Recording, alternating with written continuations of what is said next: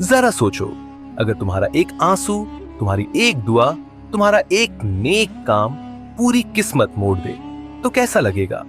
ये वही कहानी है जहां एक गरीब नौजवान का टूटता दिल, एक बीमार मां की आह और एक सच्चे सजदे का आंसू रहमत का ऐसा दरवाजा खोलता है जिसके बाद उसकी जिंदगी कभी पहले जैसी नहीं रहती।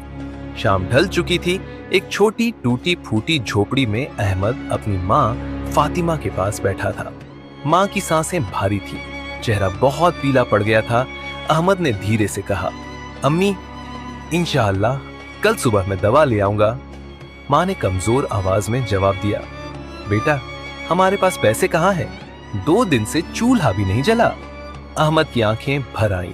उसने आसमान की तरफ देखा और बोला, अम्मी, जो रब चिड़ियों को रोज रिस्क देता है वही हमें भी देगा।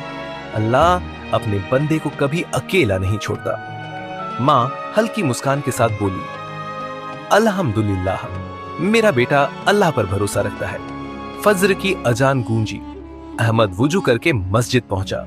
नमाज के बाद वह सजदे में देर तक रोता रहा। उसकी आवाज कांप रही थी, या अल्लाह, मेरी माँ बीमार है, मेरे पास कुछ भी नहीं, लेकिन तू है ना, तू चाहे तो पल में रास्ता खोल दे। उसके गाल से एक आंसू गिरा और मस्जिद की जमीन में समा गया। कौन जानता था यही आंसू उसकी जिंदगी बदल देगा। नमाज के बाद अहमद बाजार की तरफ चला। रास्ते में एक बूढ़े आदमी का बोरा गिर गया। लोग गुजरते रहे लेकिन कोई रुका नहीं। अहमद तुरंत भागा और बोरा उठाकर उनके पास रख दिया। बूढ़े ने मुस्कुराते हुए पूछा, बेटा, तुम्हारा नाम क्या है? अहमद। क्या करते हो? काम की तलाश में हूं। बूढ़ा व्यक्ति असल में हसन साहब थे, शहर के नेक ताजिर। उन्होंने अहमद का हाथ पकड़ा और कहा, अहमद, आज से तुम मेरे साथ काम करोगे? अहमद की आंखें फिर भर आईं। उसने दिल में कहा, सुभान अल्लाह, मेरा रब कितना करीम है। दिन गुजरते गए। अहमद मेहनती, सच्चा और नमाज का पाबंद निकला। हसन साहब उसकी ईमानदारी से बहुत प्रभावित हुए। एक दिन उन्होंने कहा, अहमद, आज से दुकान का पूरा हिसाब तुम संभालो, तुम अब मेरे बेटे जैसे हो। अहमद की आंखें छलक पड़ी। अल्हम्दुलिल्लाह, वो एक आंसू था जो सजदे में गिरा था, आज वही मेरी इज्जत बन गया। कुछ महीनों बाद हसन साहब ने बताया, अहमद, मैं इस साल हज पर जा रहा हूं। अहमद खुश होकर बोला, सुभान अल्लाह, काश मैं भी जा पाता, मगर।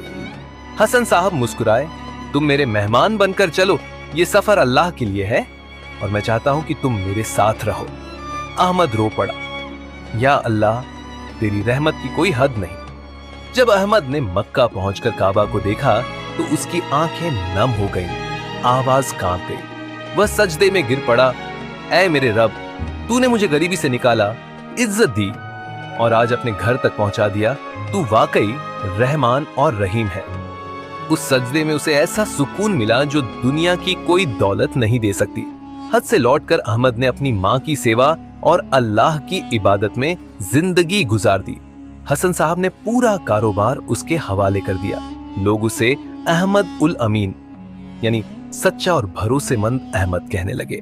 जब कोई उससे पूछता कि उसकी कामयाबी का राज क्या है तो वह मुस्कुराकर सिर्फ इतना कहता, बस एक आंसू था जो सजदे में गिरा और मेरी जिंदगी बदल दी। नसीहत, दिल से की गई दुआ कभी बेकार नहीं जाती।